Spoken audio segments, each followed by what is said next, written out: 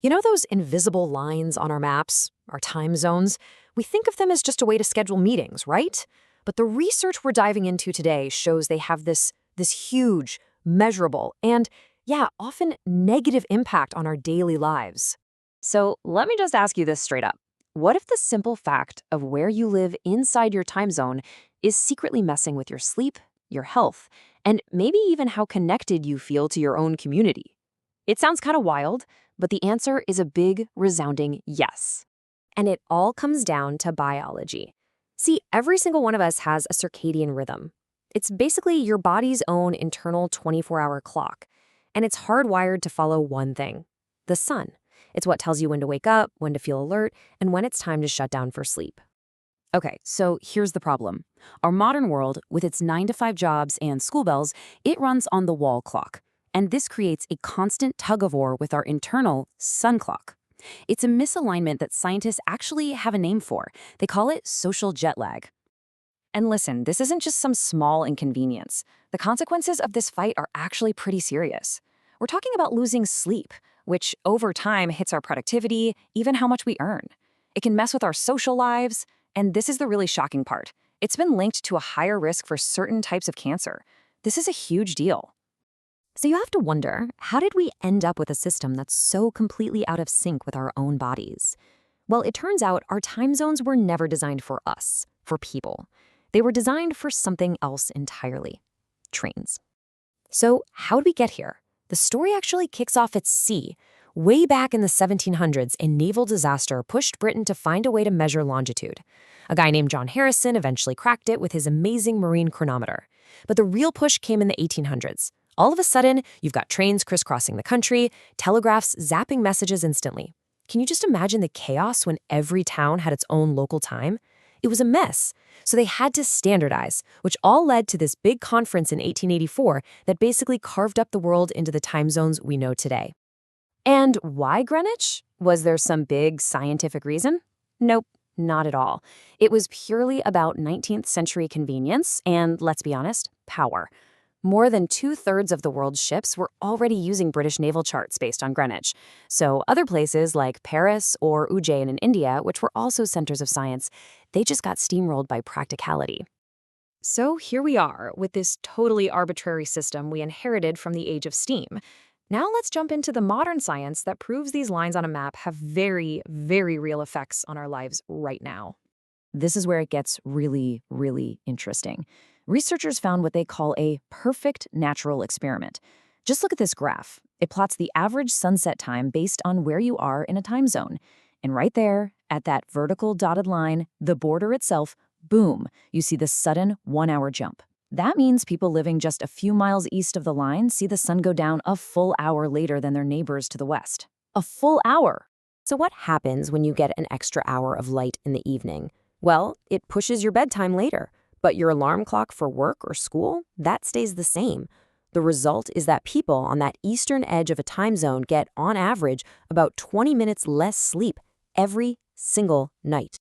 And that lost sleep doesn't just make you groggy, it actually ripples outward in some really surprising ways. When researchers mapped that sleep data against something called social capital, how connected people feel in their community, they found a direct link. See how the trend line dips right at the border? Less sleep seems to directly lead to weaker communities. It's wild. And here are the hard numbers to prove it. Check out the top 2 rows here. That later sunset has a significant negative hit on the overall social capital index. And look at community health. The effect is even stronger. We are literally less connected to our neighbors, and our communities are less healthy, all because of a line drawn on a map for trains over 100 years ago. Okay, so we've got a 19th century system causing very real 21st century problems. It kind of feels like we're stuck, doesn't it? Well, the good news is we also have 21st century tools to fix it. Let's get into how we could actually design a better system from the ground up.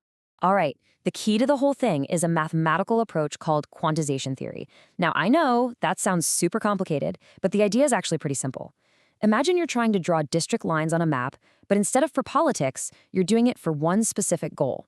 In this case, that goal is drawing time zone borders to maximize human health and well-being. That's all it is, a super smart way to divide up the map for the best possible outcome. And the process itself breaks down into 3 basic steps. First, you figure out exactly how much damage the current borders are doing. Second, you set a really clear goal. Let's give as many people as possible an earlier sunset so they can sleep better without making the clock time totally weird compared to the sun. And third, you just let powerful computer algorithms go to work, sorting through millions of options to find the absolute best new borders. And here it is, the incredible result. What you're seeing isn't 2 different maps. It's one map with 2 realities. The familiar, clunky time zones are in black. And then, drawn in red, are the new borders, completely redesigned by the algorithm. This is what a world map could look like if we designed it for people, not for trains. Now check out the strategy here. It's really clever. See how the new red lines tend to cluster just to the east of big population centers like in India and China? Why would it do that? Well, it's genius, really.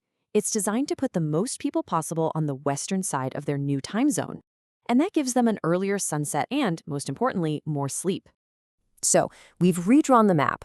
The big question is, does it actually work? What are the real measurable benefits of a system like this? This right here is the payoff. Remember those negative numbers from before? The researchers ran the same analysis on their new optimized map. And just look at that overall county index. The effect completely flips on its head. Let's just focus on that one number. Remember that negative 1.194? That was the harm the old borders were causing. These new optimized borders don't just erase the harm, they actually create a net positive for community well-being. It goes from a clear negative to a clear positive just by redrawing a line. It's incredible. As the researchers themselves put it, this whole project shows that we could see significant gains in social capital, that we could literally make our communities stronger and healthier just by aligning the lines on our map with our own biology. At the end of the day, that's what this is all about. The lines on our maps are a choice. They're a piece of technology we invented. And like any technology, when we find out it's not working for us anymore, we have the tools, and I'd say the responsibility, to draw better ones.